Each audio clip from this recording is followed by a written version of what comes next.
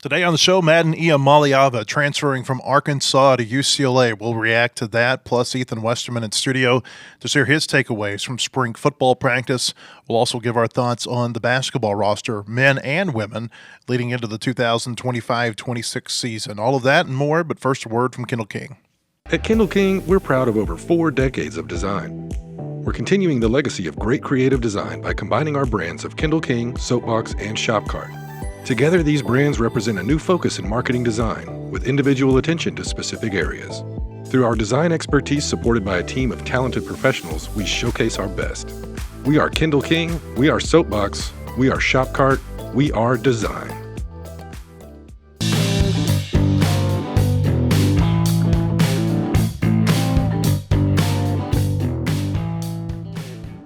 You know, when all the Nico Iamaleava news broke a week or so ago, I guess it's been closer to 2 weeks now, the thought that I had, Ethan, was that at some point in time, you cannot disassociate yourself from the fact that all of the reports say that it's the Iamaleava family, the father, maybe the agent, the handlers, if you will, that were mostly responsible for what was going on with Nico. And you can't disassociate that from the fact that Arkansas had a quarterback from the same family on the roster. And at what point would that potentially become an issue for the Razorbacks? Well, here we are, less than 2 weeks later, and Madden Iamaleava has fled the coop, so to speak. He has left Arkansas, transferred away, according to reports yesterday, and is going with his brother to UCLA. I don't know that I'm surprised by a whole lot anymore. Just things are so constantly evolving and changing, and players are making decisions that may have not made sense 5-10 years ago.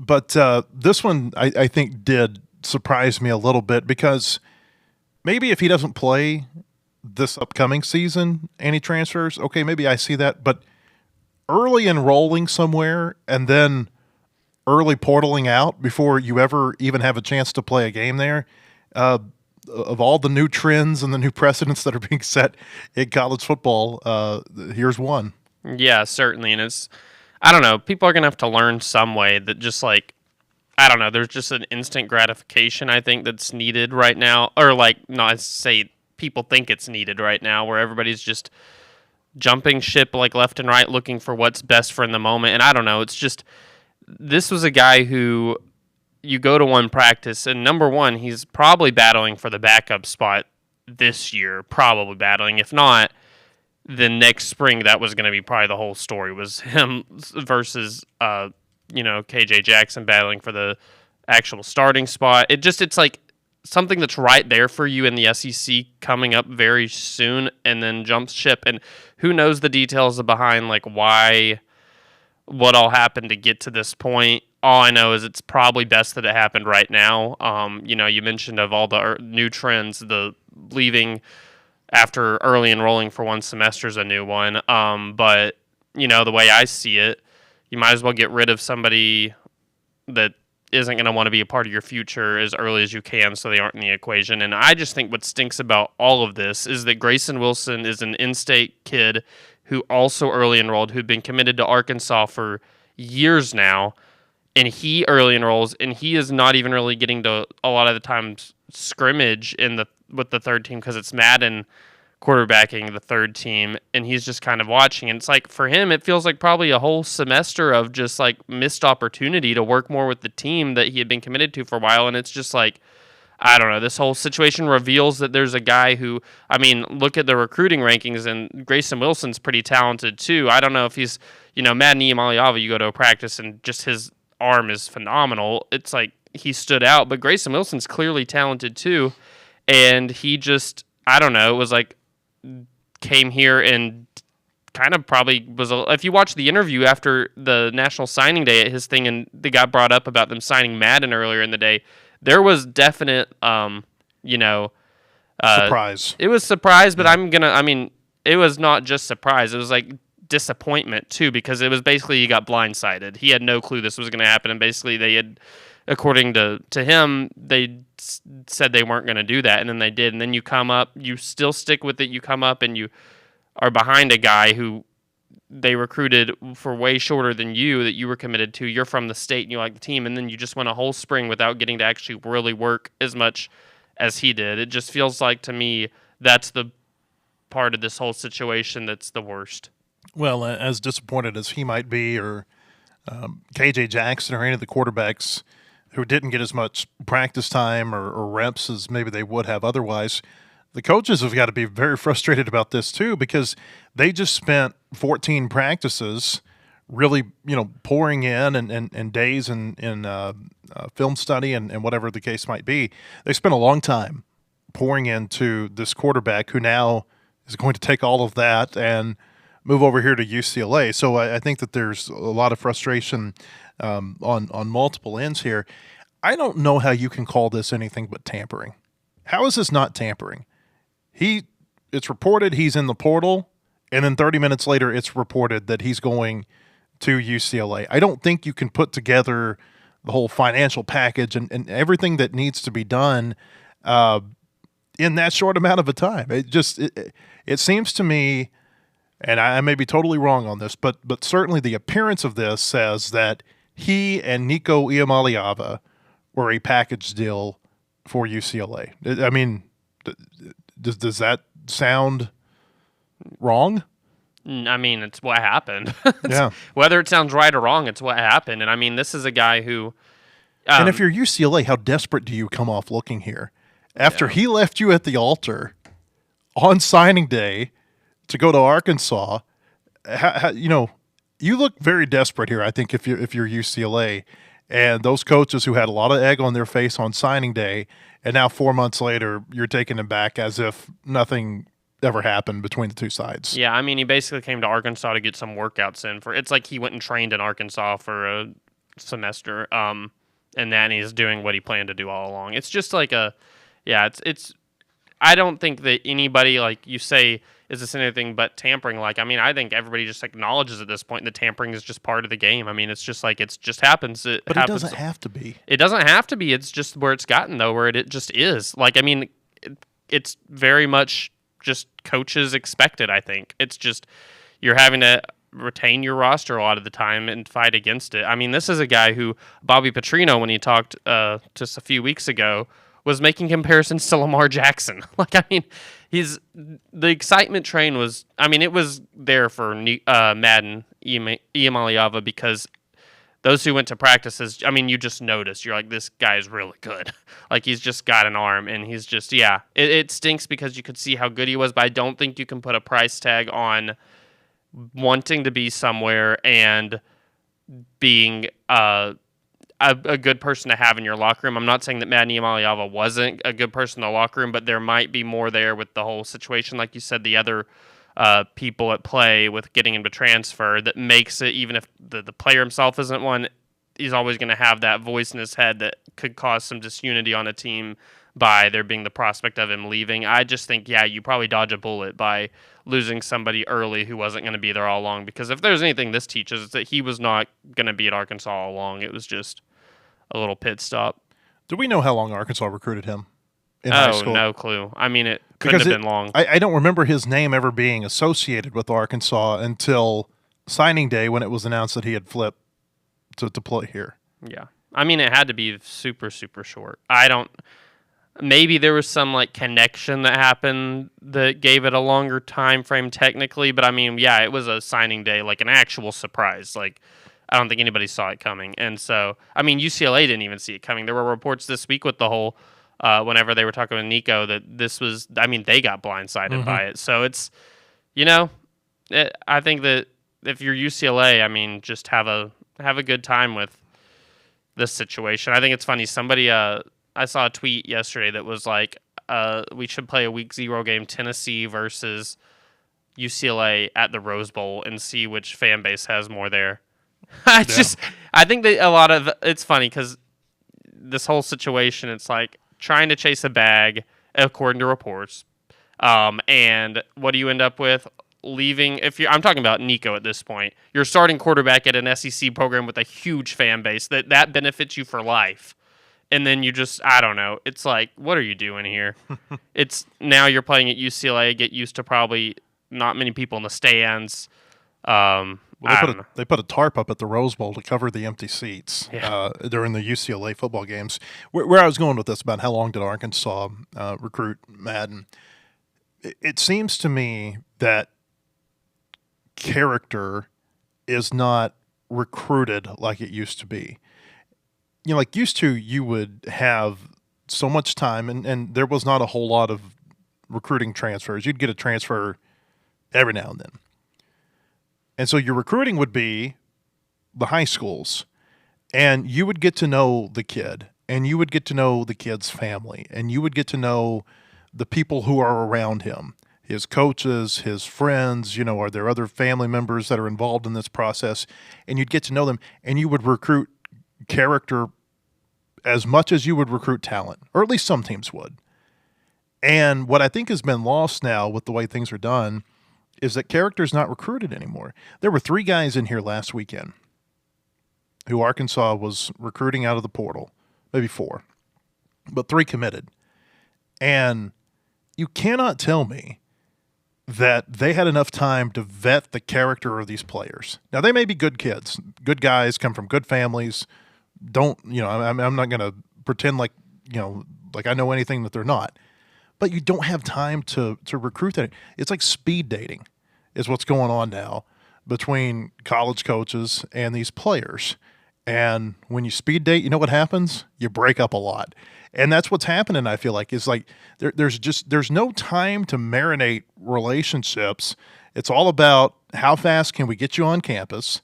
How fast can we get you a financial commitment that's agreeable to both sides? And how fast can we get you to sign? And I feel like whenever that is your primary objective, or maybe it's just the byproduct of how recruiting is done now, you're going to have issues like this. You're going to have issues like the UNLV quarterback who quits on his team in the middle of a potential playoff run, and you're going to have issues like what's going on with the Iamaleava brothers. It's just I don't know how you fix this, but I just don't think this is sustainable. I think the XFL had a better model than college football has right now. College football, this model, this is not sustainable to continue to bring in players and then let them leave whenever they want to, and then go out and scramble and find a warm body to bring in as their replacement for the next semester, and then get rid of him. It is a crazy carousel that college football is on right now. I don't know how you fix it. But what I do know is that you don't see this kind of crap happening in the NFL. If the Jaguars want the Packers players, the GMs are talking to each other, and they're going to figure out a way to make that work for both sides. You don't have any of this stuff where a guy can get out of his commitment, have no financial penalty at all, it doesn't appear, and go to another school. This is chaos. And I don't know why anyone, a coach or a GM or anybody, would sign up for what's going on right now. Yeah, and everybody's having to do it because it's just the portal window. It's like, how else do you recruit the talent you need? You aren't going to have time. Like you said, it is going to be speed dating, but it's what you have to do. There's no what's the other solution right now? But I do think, yeah, it's like in this situation, like I don't want to attack Madden Iamaleava's character or anything because I have no clue. I don't know him one bit. I've never spoken a word or even heard him say a word. But it is one of those deals where it's like, whenever you do sign him last second and it's a quick process, like what red flags were there? For the kid, were there any red flags? His brother's at Tennessee at that point. It's all the stuff that went down with the family went down within the past, month or so. Like you probably can't detect things like that. It's just, I don't even know how you vet right now the what you bring into your program. But I do know that it is definitely a model right now that just encourages kind of instant gratification, I think, for all sides. It's not just the players, it's the coaches and stuff too. I think that they have to get very quickly the whole system set up to where you have to very quickly get what you're going for. And you have your eyes set on what do we need, how are we going to get it as fast as we can because this portal window closes pretty soon. It's just, yeah, it's tough. But everybody's just trying to get kind of the instant fix that they need. Look, I'm sorry. You talked about character. It's a lack of character to leave a team after 4 months whenever you've committed to play for them. Stay there for at least a season. Unless there's something going on behind the scenes that we don't know about, and I don't think that's the case here, stay for a season. Then if you want to leave, leave. You flying by night in the middle of spring practice or right when spring practice ends, that does not look good upon your character. All I know is this is a 17 or 18-year-old who I guarantee did not make this decision for himself. I agree with that. So I'm not going to attack his character. No. I'm not trying to, but I'm just saying the situation, him leaving there's something bad going on. Yeah, somebody somewhere is not honoring commitment at all. Yeah, it could be him, it could be the parent. I don't know who's to blame. All I know is it's not like a one-off story that's happened. I mean, it's getting a lot of publicity right now, this situation, because he's the brother of the Tennessee quarterback. Oh my gosh! I mean, how many? No. I mean, how often? Because I don't pay enough attention nationally. I wonder, have you seen other instances? And I know Arkansas had a freshman from Parkview who it didn't work out with him, and he left here during spring practice too. But I mean, do we know how often this is happening where players are coming in when they're supposed to be high school seniors and then they're leaving in April and May? Yeah, is that happening a lot? I have no clue. Like national, all I know is that, I mean, like you think about Arkansas, and since right now they just brought in Julian Neal to transfer from his is a little bit. That's a different situation where the Stanford coach got fired. He transferred from Fresno State at the end of the year. Arkansas brought in last year Danny Siley, who transferred to BYU and spent a semester there, and then they got him in the spring portal. It's just, you're seeing all the time people leaving after a semester, and it's like, it's just not this whole situation is getting a lot more publicity because it's the Tennessee quarterback and his brother, and basically they made a whole quarterback trade, UCLA and Tennessee did, and because the Tennessee brought in Joey Aguilar, who spent the semester at UCLA. It's just like, this one's getting a lot of publicity because it's super noteworthy, but this is happening a lot where people are going places for a semester and leaving, and I just think that's just not commitment. And yeah, it's, who knows who's telling who to leave, and people are listening to a lot of voices, but across the board, whenever there's a situation where somebody's leaving after one semester, it seems to me like there's not a whole lot of commitment there. I was talking to Christina in the press box the other day about this terrible TV show that my wife had me watch one time called Married at First Sight. That kind of what feels like what we're seeing in college football right now. It's like, oh, here you are, here I am. We need a defensive tackle. You need a team.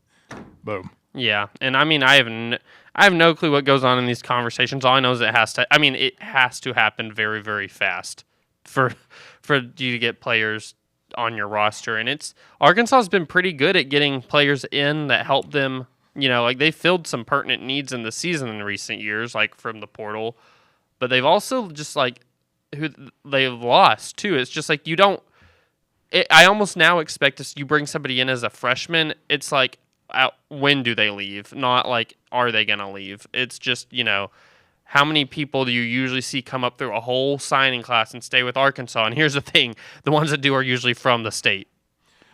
Pittman, his staff, Yurachek, the collective, they all catch a lot of crap for the inability to retain quality players.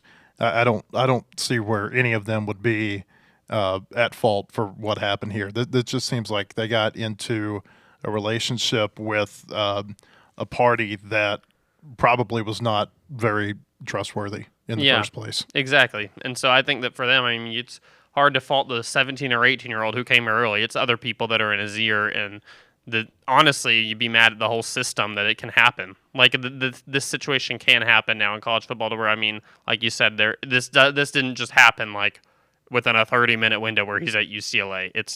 You don't think? If it did, then I mean, we gotta shake somebody's hand who got all the documentation and stuff that quick. I mean, what an impressive feat. But no, I think that you just more or less, I think, get mad at the whole system that this type of stuff just happens. And but this is I just think this all comes back to, this is what happens whenever everybody's looking for an instant, what they need. The instant gratification is a real problem, I think, in all of college sports. All right, so it was a bad week for the forecasters, a bad weekend. They missed the forecast on Saturday. They missed a tornado in Fayetteville on Sunday. But where I'm going with this is that they could have played a spring football game on Saturday afternoon. And I'm still kind of baffled that this thing got, canceled when it did. Did it ever rain after about 8 o'clock, 9 o'clock Saturday morning? because it was dry If it did, most it of was the a rest. drizzle. Like, I mean, I feel like they could have played the spring football game. I feel like they could have played baseball on Saturday. They didn't have to do the Friday doubleheader in retrospect. And I understand, you're looking at models and forecasts and everything, and you got to make decisions, and it's a tough job. I understand that, but I think they could have done everything. I think they could have played a softball game on Saturday that got canceled, but they didn't get to play the spring game. I don't know that we would have learned a whole lot even if they had.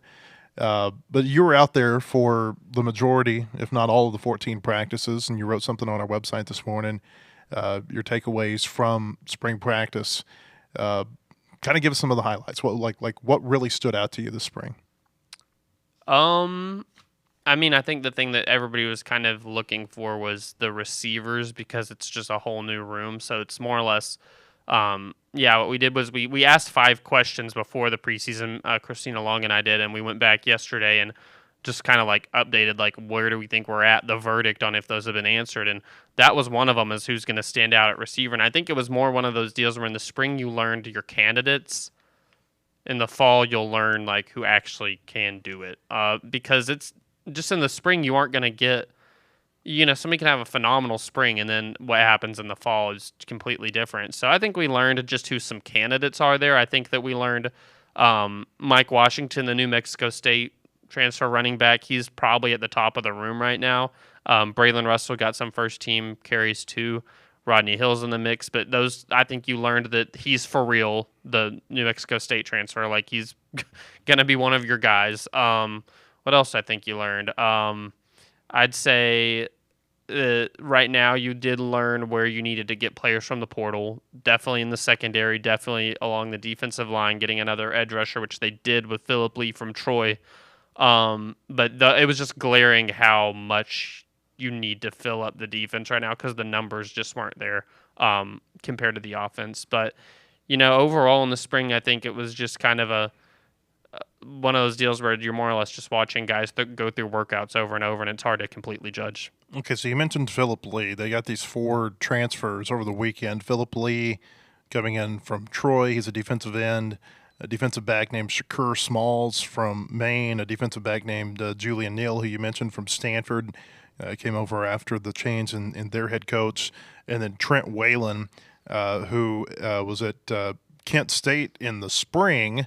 After being at Utah State. Being at Southern Utah. Southern Utah last year. So, I mean, here's another one. Well, that's also another interesting situation because Kenny Burns, the Kent State coach, got fired, and there was like a whole investigation. So okay, so more. Yeah, there's more some. There's some weird situations out there, but yeah, they got those 4 in. I thought that you get 2 defensive backs, which that was just like you got to get some. Like, if you looked at any spot on the defense, it's like you got to get DBs, and then they got a linebacker, which I was thinking that they have the duo of Sori and Steven Dix, who are both, I think, bound to have like big years, and then you have behind them 2 really good young guys in Bradshaw and Tavion Wallace, who he's an early enrollee freshman. I think that those 2 are really good. And I was just kind of thinking, like, yeah, you probably just need another body at linebacker, like just one. And I think that's what Trent Whalen is, to be honest. It's like here's a capable guy who can be another body in there. I don't really know how great he is, but, if they bring in somebody in the spring portal, it's to fill what they view as a need. You don't just, like, I think, go dilly-dallying in the spring and like, oh, look, there's a linebacker. I think you're getting guys at that point that, all right, we need this on our roster for sure. And then, Philip Lee, that was kind of you had to also get another DN. I can't keep up. I can't keep up with all the roster changes in football. Yeah. There's so many.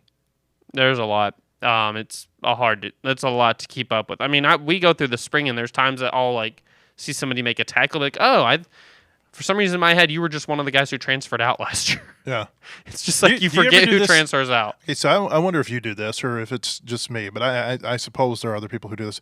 I'll be watching a game, so like 2024, and I will see somebody make a tackle, and the first name that comes to my mind, because I see their number, is somebody who played like a year or 2 or 3 earlier. Mm-hmm. And there might have been 4 people who had occupied that number in between the player that I'm thinking about and whoever makes that tackle.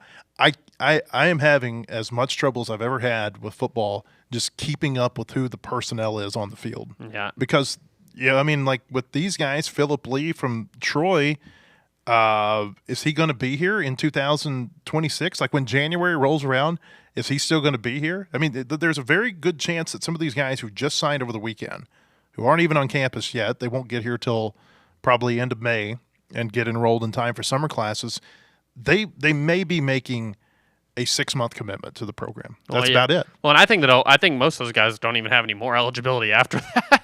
So I think that's a lot of the vibe in the spring too. I think is you usually get a lot of guys who are kind of in their last year, but it's just a very quick fix for your program. I do think that is one of the helpful things about these spring practices and going through fall camp too. Is I get to where you watch these guys 14 times and the names and numbers pretty dang well. Like I think by right now I could probably take a quiz on numbers and players and stuff just because of watching it so much. But it's a process because it's a big roster, a lot of new guys. It's like you genuinely have to watch them a lot to start getting these names and numbers. 6 months would be twice as long as what Madden Iamaleava was on campus, by the way.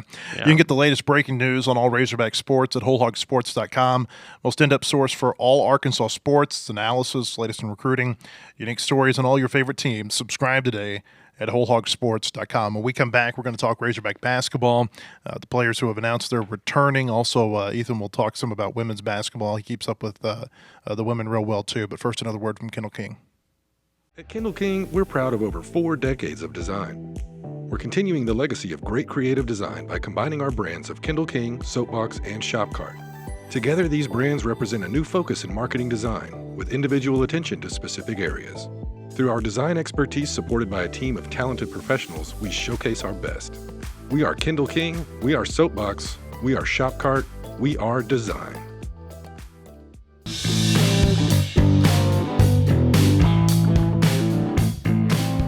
Hey, welcome back. I want to tell you about our friends at Bentonville Glass. They're committed, professional, versatile, been serving their community since 1971.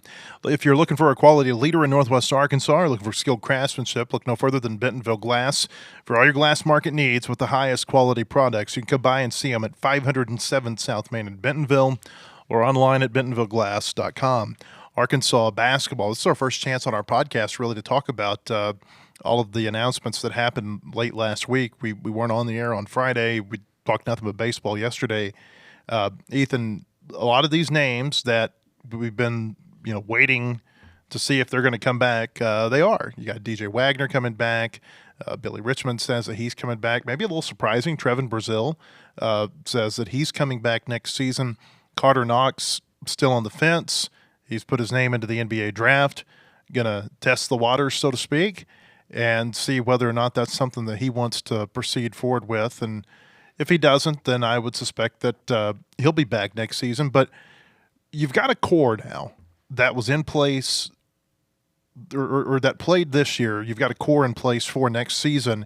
And that's something that I don't feel like Calipari really had this first year at Arkansas. He had players that he'd been with, 3 of them transferred here from Kentucky and others were committed to play there. But to actually have a core of players who were together in the program where they're playing now, I feel like that can set this program up, for success this next season. Yeah, and the thing is, what they did was they have that core coming back, and then they went and you see this all the time with coaches. As soon as the portal opens, what do they go get? They go get exactly what was their deficiency last year. And he went and got a Nick Pringle, who's just going to clean up the glass, great defensive rebounder, strong inside guy, that tough player. And you got Malik Ewan, who is just, at 6'11", a versatile big guy who can score inside, who can, you see him move, and he does not move like your normal 6'11" guy. You got a guy who's an offensive rebounding just stud.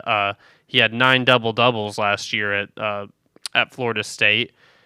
He was a high steals guy. He averaged 1.5 from February 1st on. You got a very versatile big guy in Malik Ewan, that's who people are going to be really excited about, I think. But yeah, you're bringing those 2 guys that fill needs that you had last year, and you're sliding them in with a core that already has it down. I had no clue, and I kept on saying this over and over to people. There's all this chatter about DJ Wagner. Is he going to be back? All this stuff.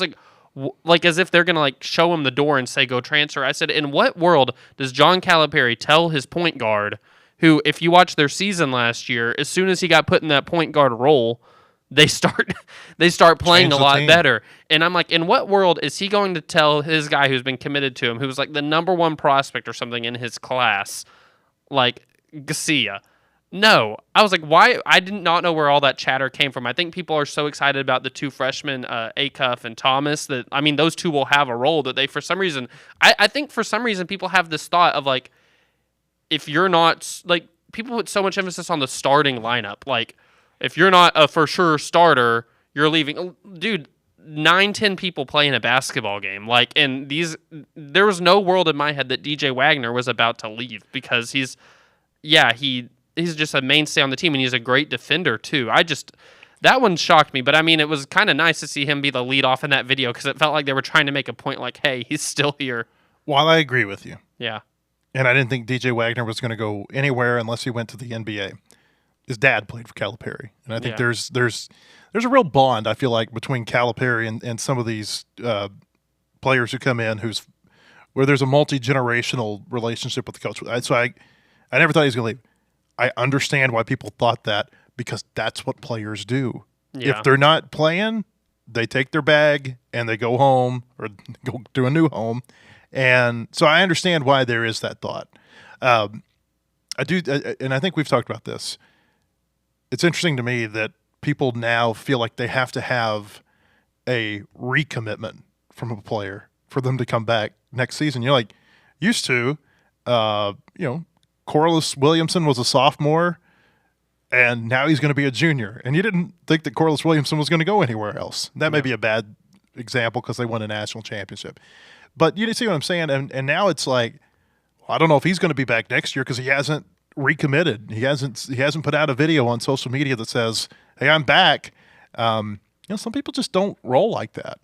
I really loved, I'm not going to lie, that they did this all in one video, because football season ends and it's just like notifications on for every guy of them saying, "I'm running it back," blah, blah, blah. Calipari said, "Can I get you all to film you for 2 seconds saying, 'Hey, I'm back,' and let me put them all together. I'll put it on my social media where I have the biggest reach possible. And in a matter of 45-second video, everybody will know that the roster is back." And I also do think it does benefit Arkansas in this situation. I mean, you have such a reportedly, I mean, you can imagine, healthy NIL budget with these guys. So if you're playing and you're part of the rotation, and I mean, you're not going anywhere in this rotation. I mean, Trevor Brazile is, I would say, probably a starter next year. If he's not a starter, he's definitely like very quick off the bench if you just look at how the roster shakes up. It's like, why would these guys want to leave that unless if the NIL situation's great how they want and they're gonna be in the mix? It's just, the only person who ended up leaving in the portal who was a part of the rotation was Zvonimir Ivisic, and I look at him and he's the one that I'm like, were you going to really be in the rotation a ton next year with who, like, or do you fit who Cal really wants? And he went to go play with his brother. So, it's how the roster shook out. I mean, I think that there's a lot of reason for excitement. I wouldn't blame them if they went out and got one like real sharpshooter from the portal. There was reports about Chad Baker-Mazara talking with Arkansas, and that quickly got shut down by pretty much everybody on the local beat. It was who was told, they were not recruiting him. But I think it probably would bode well for him to get one more just like knockdown shooter. But other than that, I mean, you got to be really glad, I think, if you're Arkansas with your roster. Whoever gets Baker-Mazara becomes the most hated team in America, I feel like. Yeah.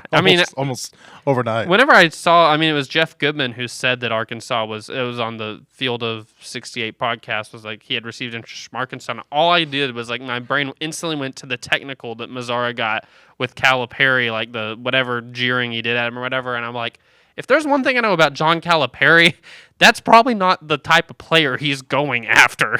Because he comes back around to like, we have he loves to have good kids on his team. And I'm like, he wants team players. Yeah, and I don't think that he sees that guy do that and it's like, oh yeah, cool. Yeah, and I mean, look, you say whatever you want to about the guys he brought in, but for the most part, it feels like the guys that he had at Kentucky and the guys that he's had in his program in the past, they've been team guys. And you can't say that about every McDonald's All-American blue-chip recruit. Mm-hmm. Oh, for sure. And I think that that's what happened last year is they learned how to play as a team. It's not that they weren't willing to early. They just couldn't put it together. And then they put it together, and I feel like the adversity that they hit it just made them start playing even better as a team together once they figured it out. That was honestly for his first. I mean, that was a special team he had his first year as far as just like how they came from the dumps to the Sweet 16. But like a better team than the final record would show. Yeah, for sure. But it's a team that I think gets people excited at the idea of that. That's what we're getting at the core of these guys. I mean, you're losing Nelly Davis, who he by the end of the year was playing like the Nelly Davis that everybody expected, and then Jonas Adu, who also by the end of the year was playing how people expected for him. You lose those two, but you retain such a strong nucleus with DJ Wagner, Billy Richmond, Brazil, maybe Carter Knox, and you're adding these two just stud freshmen with Acuff and Thomas, throwing in two like bigs that fill needs that you had. I just think that there's ample reason for people to be excited. Well, Pringle, and he's had success in the SEC, and so I think there should be a lot of – he was on a Final Four team in Alabama, right? Yeah, and he then was. He goes to South Carolina and was good there. Pretty much the definition of a role player, too. Like, he's not going to be your guy that's just filling up the score sheet. Although against Arkansas, when they destroyed Arkansas at South Carolina, he scored the first 6 points of that game. I think finished with 18 and just dominated it. But he's not normally that. He's that player that you're happy with just his rebound production. Malik Ewan, you look at his stats. I mean, against LSU this year, he had 17 and 17. At Miami, 20 and 10. Pitt, 18 and 13. This is a double-double guy who, and a lot of his are, this is the thing, a lot of Ewan's rebounds are offensive. Can just really get his own misses, put it back up, and clean up the glass. And then Pringle's a really strong defensive rebounder. I think Ewan can defensive rebound too, but I think you just got two guys who fill needs that you had last year because if there's one thing that the last two games that Arkansas played of the season revealed to John Calipari, I'm sure, against St. John's, against Texas Tech, we have to be able to rebound better on the defensive glass because they got pummeled in those. If they rebound better against Texas Tech, they win that game for sure. I mean, there was a one possession where Texas Tech got 6 shots, and that was kind of felt like the turning point. I think that's what coaches normally do. Is it's very fresh on your mind what kind of was your downfall at the end of a year, and you go and you recruit to fill that need. And I think that's just what they've done.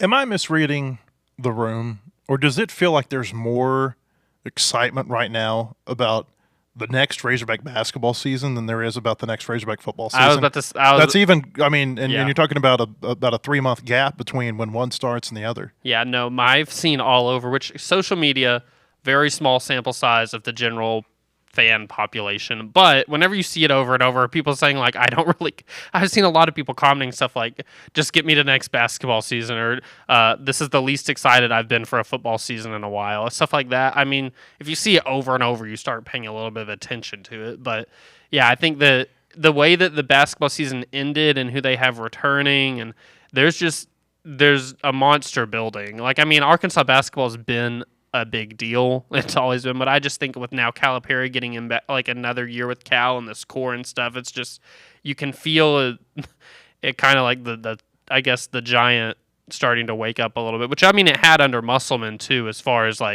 if you look at Arkansas, not many other programs have gone to 4 Sweet 16s in the past 5 years. I think Arkansas is one of literally a handful.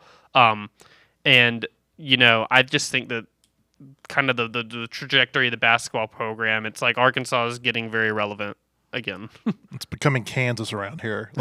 You got football season. It's it might be okay. You might get 6-6, 7-5 bowl team, but basketball, you feel like you have a chance to be a really elite basketball team every year with who they have in charge. And you felt that way with Musselman too. Yeah. But you certainly, I think, even feel that way a little bit more. You've taken a step up the ladder with Calipari and the type of high school recruit that he can attract. I was gonna say Kansas, but throw in a baseball team too.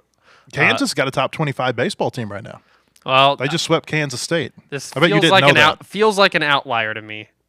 Yeah, they might have swept them in front of 600 people. Yeah, I was to say this. But, I don't recall any other season that I've even thought about Kansas baseball. They have any had somebody told me they don't have a baseball team, I would have believed them. I drove by their baseball seat. I was in Lawrence. I was coming back from the 2019 College World Series, and that was the one where I-29 had flooded because the Missouri River had spilled out on top of the interstate. And so they rerouted us through Iowa to get over to Omaha. And I mean, that was like a creepy, creepy route. I went by some house. I need to look this up, but like there was like this axe murder at this house in the middle of Iowa. That's what this town was known for in the 1800s or something. And so I was like, I'm not going that route again. And so I came back down. I went through Lawrence, stopped on campus, looked at Fog Allen, and went by the baseball stadium. And I mean, it looked like think about a high school baseball stadium, and then maybe add like another set of bleachers, and that's what Kansas baseball stadium looked like. So Yeah, but like I said, I would have believed you had just said that they don't field a baseball team. I guess they're in the top 25. They are in the top 25 right now. They're pretty good. How did we get off on this? I don't know. Because you were comparing the Arkansas starting to look a lot like Kansas, and I tried to make the joke that except with the baseball team, and then turns out Kansas does. You didn't have to relitigate the whole thing. Well, I was going to remind you. Let's move on. Kansas, a good segue. Yvette Mayberry has transferred to Arkansas women's basketball. Where are they right now under Music in trying to assemble a roster? Because it feels like outside of Mayberry and a couple of players that have transferred in from her ORU team, we haven't heard a whole lot. But based on what we saw this last year, they've got a real need to upgrade that roster. Oh yeah, and I mean this is what everybody's going to have to realize with year one of the Music tenure is. I mean they're just trying to get back on track as far as like you go from a program record and losses, and you're trying to just get a roster that can I think compete and show future prospects what this can be. And I mean, I'm not expecting much of this first year. I'm really not. But I do think that she's recruiting players that fit her style and what she wants her program, like the character of it to be. Like she's recruiting gritty players who are going to, I think, be high energy and effort. Yvette Mayberry is going to be, I think people will notice pretty immediately, a really good on-ball defender. Something that I don't know how many just great on-ball defenders they've had over the past years. Michaela Daniels was good, but I think that people will notice that with her pretty quick. Talia Jones, I think I mispronounced her first name, but she's coming from ORU with her, and she's averaged like 18 a game. Yvette Mayberry averaged 10, so you're getting some scoring, but it's just a roster that I think right now that it's going to definitely be a year one, just trying to kind of set a tone of what the future might look like. Although the SEC is hard. It's hard to rebuild. And I don't know that they have a roster right now that's going to win a whole lot of games, but they do have a roster, I think, that's going to fit a lot of her characteristics of what she's looking for. You think you think defense is emphasized in the Mayberry house? Oh, I would say so. Yeah, yeah. I would guess. Yeah, but it's just I remember watching them play Kansas in the WNIT at Fog Allen, since all roads are leading back to Kansas today. Following the yellow brick road. And I instantly that's what stood out was her defense. She was just a really good defender, and she can score too though. Like they don't win their NCAA tournament game against Michigan 2 years ago without her scoring. So I think she's more than anything. I think experience is it's hard to put a price tag on that for your first team if you can get a player or two in who just bring a lot of experience to a roster. And they've signed Emily Robinson too, who was at ORU and was the conference newcomer of the year a couple of years back. Yeah, and she scored a lot against Arkansas too. Her, Jones, and Oglesby from ORU all had if they didn't score 20, it was right around 20 when they played Arkansas. So. I guess my question is, are you surprised that there haven't been more commitments to this point? Yeah, they have a center coming in from a JUCO transfer from Arizona, trying to learn more about her. But all I know is she was getting recruited by Mississippi State as well, maybe another high major. But they're going to need – they're right now I think at 12, and I would be surprised if they don't get to – at least 14. So I'd assume they'll add a couple more, and I would think you need to get another big and then maybe two bigs, maybe another guard, but I don't think they're done yet. Baseball in action tonight. Arkansas going to take on Little Rock over at Baum-Walker Stadium. Going to be a 6:30 first pitch. Tate McGuire going to be on the mound for the Razorbacks.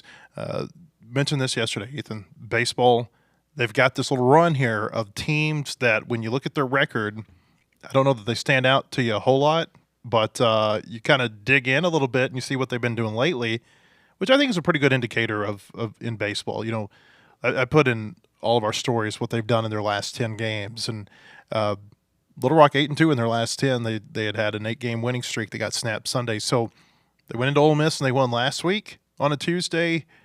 This is a very interesting game, or 2 games today and tomorrow. Yeah, and it's the midweek is the one that you get to make your own rules for. I feel like where if you lose it, not a big deal. It's the big, but if you win it, if you're like a UALR and you win one, heck yeah, you celebrate it.